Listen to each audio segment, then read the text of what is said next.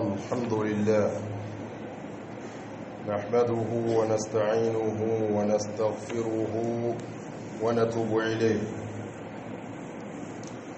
ونعوذ بالله تعالى من شرور أنفسنا ومن سيئات أعمالنا من يهده الله فلا مضل له ومن يضلل فلا هادي له وأشهد أن لا إله إلا الله ولي الصالحين وأشهد أن سيدنا ونبينا محمد رسول الله صلى الله عليه وسلم وعلى آله وأصحابه والتابعين لهم بإحسان إلى يوم الدين وسلم تسليما كثيرا. أما بعد أيها الناس اتقوا الله تعالى وتفقهوا في دينكم واعلموا وعرفوا حدود ما أنزل الله على رسوله واعلموا أنه من يرد الله به خيرا يفقهه في الدين واعلموا أن من أهم ما يجب عليكم معرفة حكم أحكام الصلاة التي هي أركان ثاني من أركان الإسلام وعمود الدين.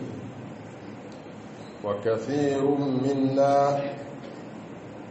من لا يفقه كثيرا من حكمه. وموضوعكم معي خاصة وهو السجود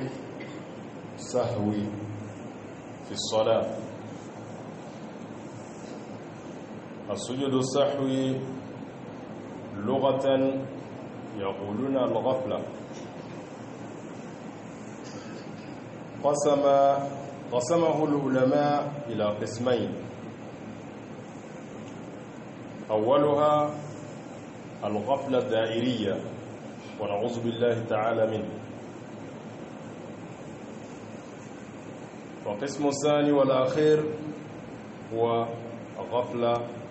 الطائرية.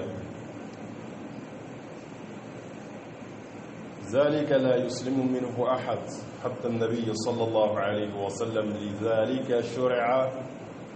السجود السهوي في الصلاة.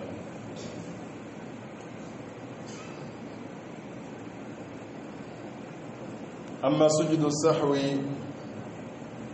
سببه يقسم إلى ثلاثة أقسام: الزيادة في الصلاة والنقص والشك. أنبي الله تعالى فوق كاتنوك ولن يمنضو foli bɛ jɛlen ka ɲɛsi masa min ma o ye Allah Ta'ala de ye. wale ɲuman dɔn bɛ jɛlen y'a ta ye.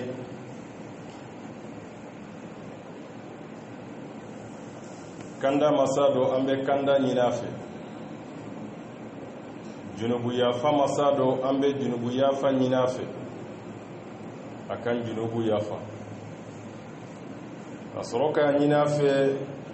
a ka tubi kɛcogo ɲuman nɔgɔya an ye. an ka tubiw fɛnɛ a k'u minɛ. n'ale Allah Ta'ala ye maa min kan dan filibagatɔ tigi la, ni maa min yɛrɛ fɛnɛ filila kandabagati la fɔ ni Allah Ta'ala y'o tigilama kanda, an bɛ seereya ko batoma lakika tɛ yen nɔ n'ale Allah Ta'ala tɛ. ka seereya ka fɔ Muhammad y'a ka jɔn ye, a ka ciden do. hinɛ ani kisi an b'o ɲini a fɛ a k'o jidi Muhammadu kan, a n'a sɔdunkew ani maa o maa n'o tugura Muhammadu ko ni ladege ko ɲumanya ye fo ka taa se jɔdon ma. o tɛmɛn kɔfɛ balima cɛman ni musoman, an b'an sara u la ni sarankanakan ye Ala y'a sara an na ni min ye. n'o de ye an ka sara Ala ɲe. an ka sara Ala ɲe. ka sɔrɔ ka kodɔn kɛ an ka diinɛ na. anganga dine don dantige minu ni Allah ta'ala yo daun jigi aka cidenka anko daun do ku franfansiya niye nin kitiye niye nin danye aka kan silame kelen ko don ireye ika don fene o famiya min flo ye ni kira ka kuma kan ya sallallahu alaihi wasallam akoni alay mamil la ni hereye abe dine famuya wo de dima ulama ko aziyadatu dha'ifa walakin ma'nahu sahih wa man lam yurid Allah bihi khayra wa lam yubali bi ni alamake mamin ka herefe ko astrateke ikadine famuya kola ukoko farankai kote fenkene manye oye ziyada de hadisala nga sikate minna fonyogonya teke ala ode amana lanyini mimbe kuma de ona lakikado na fora ko ni ala yilanyini ni here abeni fence na odima ni jero la do okoro yejumenyi akoro be don abi famia mbadeu anga bi walanda abi talike anye fem belebele bado de la no de ye seliye ni islamia dine kloma fulana de do islamia te nyema shibolo ka soro idiseli o sika ka bola no ka bola wa ale de dine kloma ye iko ato daro la ka fe sallallahu alaihi wasallam maka dine be jo na ka seliye maka dine bineno na ka dine seli biniye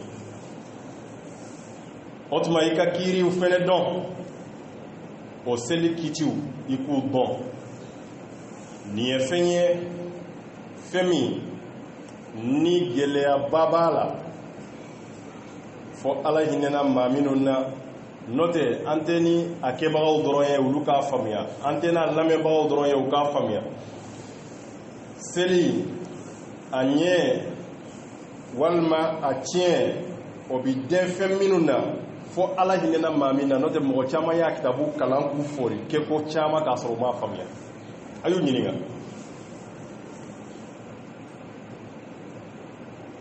walillahi almasalul ala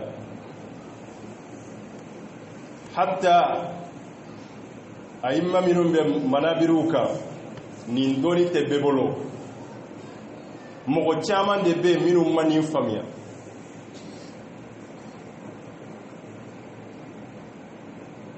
otuma ante kuma seli nongon kan ante na kuma a fen wɛrɛw kan a kitiw kan an ka kuma laɲini ye de an ye fɛn dɔ de ta walanda dɔ de ta gɛlɛya b'o de faamuya la kosɛbɛ an ka yeko la seliko la o de seli labɛnni ni dɔ farali ye a kan walima dɔ bɔlen a la walima alimami ka sika ni weleli a cayara a weleliw bɛnna u bɛɛ ka dɔn anw kan a masalaw mɛnna u bɛ kɛ an bolo misiri kɔnɔ yan a masalaw an mɛnna an bɛ bɛn n'u ye misiri wɛrɛw kɔnɔ wa wallahi alladhi la ilaha ghayruhu a mɛnna ɲa nata ka kuma mɛ tuma bɛ n bɛ siran ka da kan mɔgɔw y'a ye k'ulu y'a dɔn dɔnni kɔdan na k'a sɔrɔ u ka dɔnni ma se a kɔdan na masala nin na n baden an tɛ siran ka nin kuma in fɔ ala b'an dusukun don ni maa min y'a ye ko kuma bɛ ka kɛ ni yɛrɛ yira de ye walima a bɛ ka kɛ ni waso de ye ala bɛ dusukun dɔn o bɛ ne wasa laɲini ye de min faamuyali tɛ yalisa a bɛ se ka faamuya cogo min fa wallahi alladhi la ilaha ghayruhu ne lasara seli alimami nɔfɛ sisan b'a sɔrɔ a b'a ka minbari kan telefɔni sɔnna a ɲagamira seli la a ma se k'a labɛn an y'a labɛn ni seli kurakurayali de ye dabo kama tɛ a tigi fiɲɛ fɔli ye bali laɲini ye de k'a yira n bɛ ka min fɔ ko hatta alimamiw dɔw m'a faamuya alimamiw dɔw ma nin masala faamuya a kalanbagaw dɔw m'a faamuya n'o ye nin masala nin ye o sika ka bɔ i la n y'a ye a tɛ ɲɛfɔli kɔ ala ko kuranɛ kɔnɔ limaniya lakika ala joɲumanya lakika a tɛ don i la i tɛ kɔnte ka fara mɔgɔw ka ala yɛrɛ bolo hatta la takhafu fillahi lawmata la'im foy ka ke jonde ye itna maloya ni maye ko tigi bena ye jalaki walma o tigi bena ye togo juguya walma beni korofo wale do kama wale miye ala koyi mbado ni masala glone do ala ko de la otma seli femin be wele ko sujudu sahwi don bagaw yakla ka togoni togoyin ye korofla kala istilaha be aluga sira be do luga sira la ko ka be deni ke nyine de la nyine hereta la don bagaw yakla ka takla yoroma fula a folo o de hadama dembe to finye min kono ibe dibi min kono ete bo yere kalama I norongolen do o de la I sulen do dibi de kono ere bolo ebe minare o de la kikai ko juguba ala kambe kulu ka bo kono qur'ane kono akachani sigiro ma wolon vlaye ala ya tigla mo lahi du nyogoya mi tasmade إن الذين لا يرجون لقاءنا ورضوا بالحياة الدنيا وطمعنوا بها والذين هم عن آياتنا غافلون أولئك مأواهم النار ألا يقول الله الدنيا سيجيكتا سورة أعراف كنو قرآن الله جيكاتي مغو ني نو دبيلا دون باو يا تو ولكو غفله دايريا ني انا تيجي سيرلن نو غونا دي تما بيالي بو الله كان كيسي كابو اما فيليس يوم فلانا ولا يسلم منه احد حتى النبي صلى الله عليه وسلم فيليس يوم فلانا نو دي نينس يوم فلانا كم وشيكي سكا كيسي كابوما هل كرا انا كتيدن صلى الله عليه وسلم اياني سورو كودي كما ني مسحلا ale shariara seli kono no de ye nyine na yi soro ika seli kono en nyinana iye do fara selika walma nyinana iye do bo selila walma nyinen kama tora sikiala eta do ibi sabalawa nani seli dola ibe sabadela walma ibe nanadela walma e kan nani ode ni walma durna de ni walma ebe fuladela walma ibe sabadela ni sika nyine de ba doila otuma shariani ayetali ke sujudu sahwi beke ni sabade kan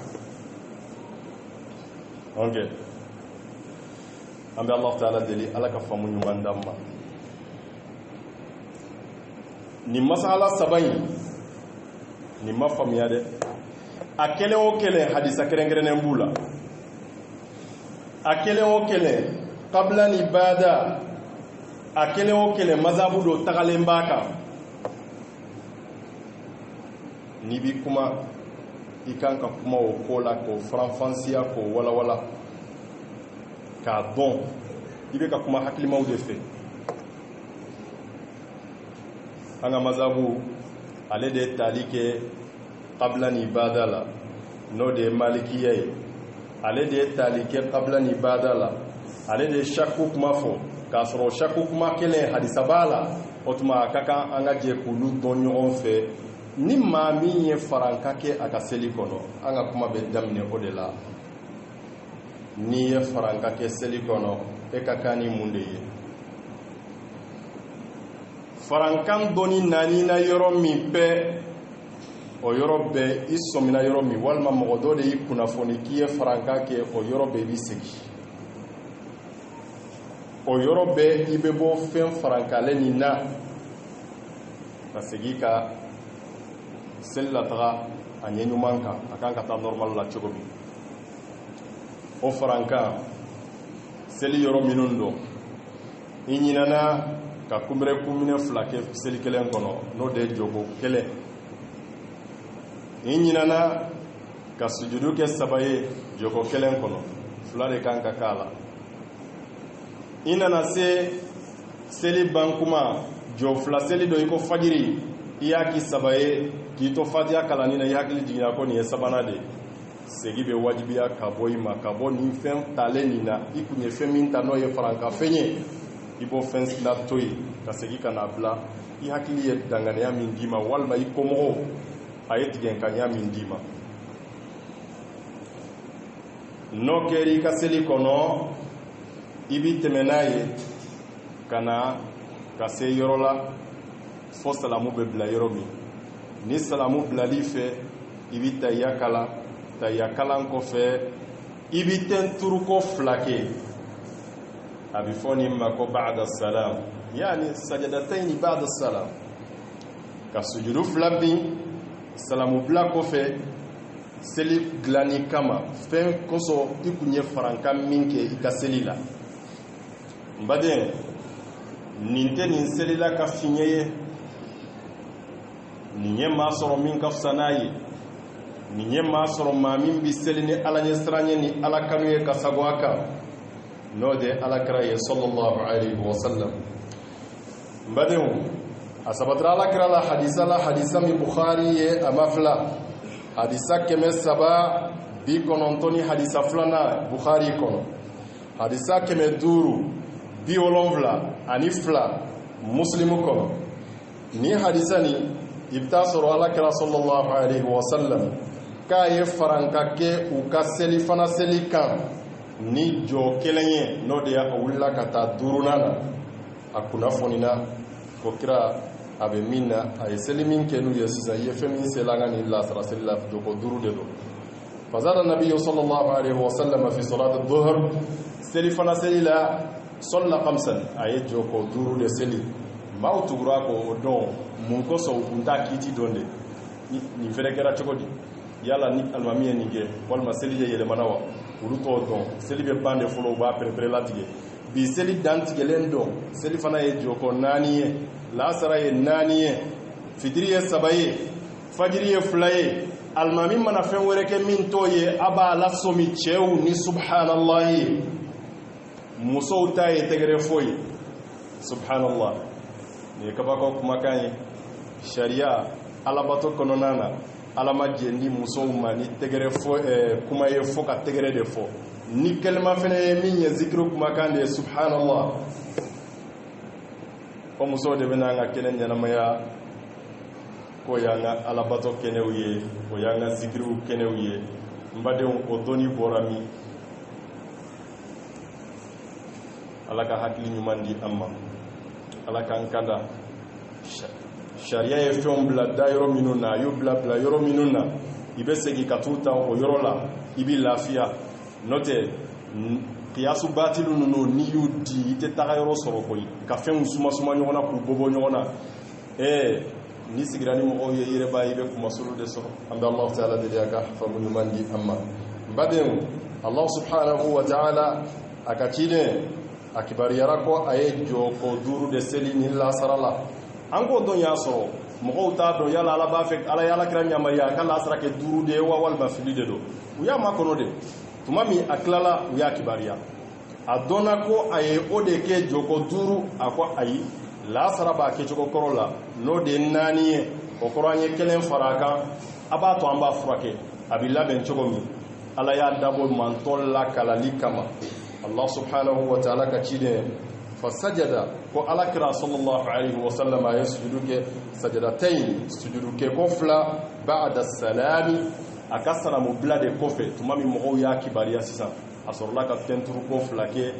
k'a sigilen to Allahu akbar k'a tenturu ka sɔrɔ ka wuli ka Allahu akbar fɔ tuguni k'a tenturu ka sɔrɔ ka wuli n baden min y'ale ko kantani a tayya bila min y'o ye a tayya kɛ min y'o ye dɔnnibagaw ka fɔ ɲɔgɔnya o kan ni ala sɔnna masala nataw la an bɛna ka kuma o fɛnw kan an bɛ Alahu tabaraka wa taala deli a ka faamu ko ɲuman di an ma n baden nin min filɛ nin ye n'o de ye alakira ka dɔwɛrɛ kɛ nin ɲɔgɔn na farankan na seli la n'o de ye dɔnnibagaw ye min jate k'o ye farankan ye a ka seli kɔnɔ min kɛra alakira la tuguni kura ye sallallahu alaihi wasallam ko alakira sallallahu alaihi wasallam a ye seli dɔ kɛ ni maaw ye misiri kɔnɔ n'o ye a ka misiri nin ye a y'a kibariya ko a ye farankan kɛ a ka o farankan kɛ dɔnnibagaw b'a ye zuliyadeni ka hadisa de don n'o de n'i ye an ka hadisa kitabu kalan i b'a faamuya ni masala in walawalalen don koyi e ka segin i k'a lajɛ hadisa kitabu la n'i seginna bulugul maram kɔnɔ i b'a ye a sharhu lajɛ kɛ subulu salamu a walawalalen don kɔnɔ kosɛbɛ i ka segin k'a lajɛ n'i b'a fɛ ka walawalali sɔrɔ a la i tɛ min sɔrɔ hali fathul bari la nailul awtani ta i k'a lajɛ masala dogolen tɛ koyi an tɛ ka kuma ni ko i bɛ segin fiqhu kitabu de ma an ka dɔnni ɲinidenw u ka kitabu fitininw kɔnɔna na a bɛ jate risalatu abi zaid al-khayrawan ale a y'a f'i ye ko faranka o faranka seli la nin de kɛra muskila y'an ka dɔnnibagaw wolo tuma bɛɛ ni mɔgɔw kumana u bɛ nin yɔrɔ de f'i ye ko faranka o faranka seli kɔnɔ k'o bɛɛ jɛlen bɛ furakɛ ni tenturu ko 2 de salamu bila kɔfɛ o ko mun na e dun ye nin kɛ tan segi koyi e b'a dɔn i ye kitabu in ta k'a sɔrɔ i si bɛ da min na sanfɛtaw bɛ yen segi ka taa sharhu lajɛ a bɛ fɔ min ma manahil al-azdan mujallad 4 de don mujalladu 4 ni a mujalladu 2 e bɛ ka kuma ni kitabu min ye a den 3 bɛ bɔ a kɔnɔ k'a daminɛ i ka seliji t'a la ka taa bila salamu bila kɔfɛ de segi ka taa nin masala lajɛ a kɔnɔna na an bɛ Allah tabaraka wa taala deli ala ka faamu ɲuman di an ma k'ala dɔnniya an ka diinɛ na wa qulu qawli hadha astaghfirullaha jalila li wa lakum wa lisa'iril muslimina min kulli dhanbin fastaghfiruhu innahu kana lil awwabin ghafura.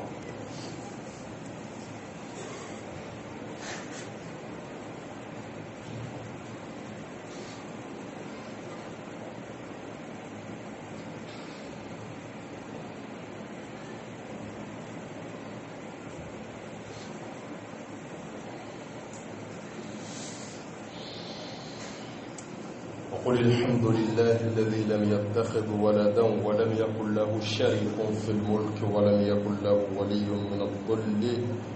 وكبره تكبيرا. أم الله سبحانه وتعالى فو كاولن يمندو مسامي أمامنك أيربكون يفرمسولا دنكماتي كماتي منسريما والصلاة والسلام على مبعوث رحمة للعالمين أسرك هنا نافع أن كسني تنا أكوك دانفنك أي منشي كان يناميا يرساك هنا دانفن بجلين نودي أنكتك محمد الله تبارك وتعالى هنا بسجدك أنا صلوك أنا نتبقى كلا بدين الله سبحانه وتعالى كتشدين a sabatira siɲɛ 2nan na a ka farankan seli walima a ye tenturu ko 2 kɛ salamu bila kɔfɛ seli wɛrɛ min na n'o bi jate dɔnnibagaw fɛ k'a fɔ faranka de kɛra seli kɔnɔ o de ye zuliyadayini ka hadisa ye hadisa in nasira dɔ la Abi Hurayra y'a lakali ko alakira sallallahu alaihi wasallam a donna misiri kɔnɔ ka seli n'olu ye a seli o la a ye jɔ 2 seli dɔrɔn a sena ka salamu bila ten kira ye salamu bila jɔ 2 kɔfɛ riwaya wɛrɛ la ko a bɔra misiri kɔnɔ n'o de muslimu ta ye k'a bɔra misiri kɔnɔ ka taa jɔ tamaro sun tigɛlen kan o kunkuru a y'a bolo a sen da o kan k'a bolo da o kan k'a taga da a bolo kan a sigilen don hadisa in kabakoma yɔrɔ a kabakoma yɔrɔ hadisa la kalibaga a ko nin ko in kɛra k'a sɔrɔ Abubakar bɛ jamana a kɛra k'a sɔrɔ Omar bɛ jamana ko nka olu ma kuma kira fɛ u sigilen tora misiri tilala nin dɔn ka kɛ jamakulu 4 de ye fo ka diɲɛ wuli n'i kɛra alimami ye misiri kɔnɔ mɔgɔw i tɛ se k'u kunbɛn ka bɔ mɔgɔ 4 ma n'i bi jɛ n'o ye jɛ n'o ye n'i tɛ jɛ n'o ye i bɛ alimamiya dabila ni mɔgɔ 3 de b'i kɔfɛ ni mɔgɔ 4 de b'i kɔfɛ misiri kɔnɔ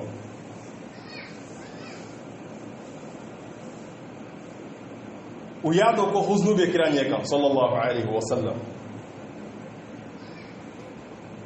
olu ma sɔn ka kuma fɛ u y'a bila k'a dɔn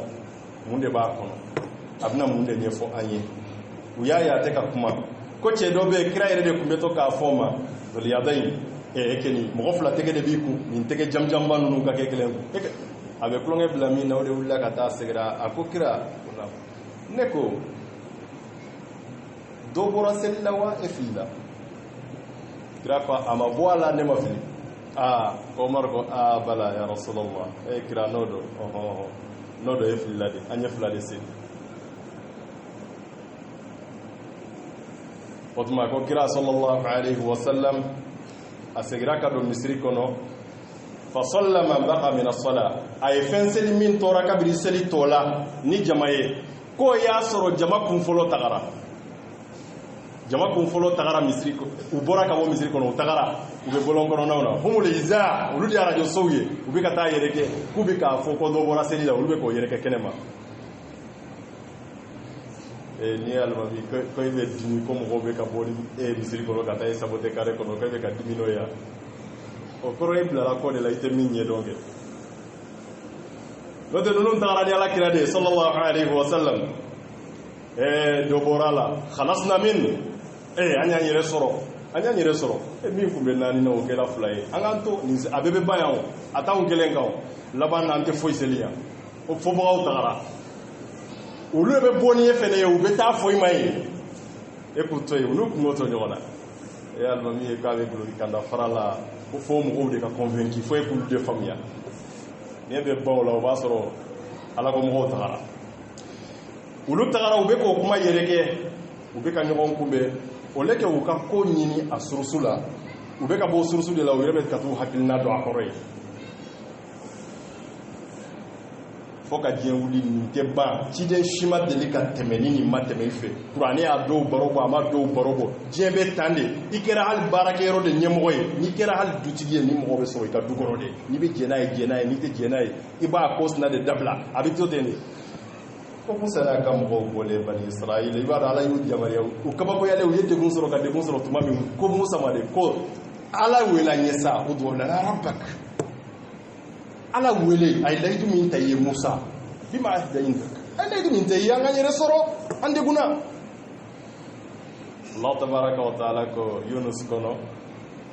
waj'alu buyutakum qibla k'a ye kɔrɔn kɛ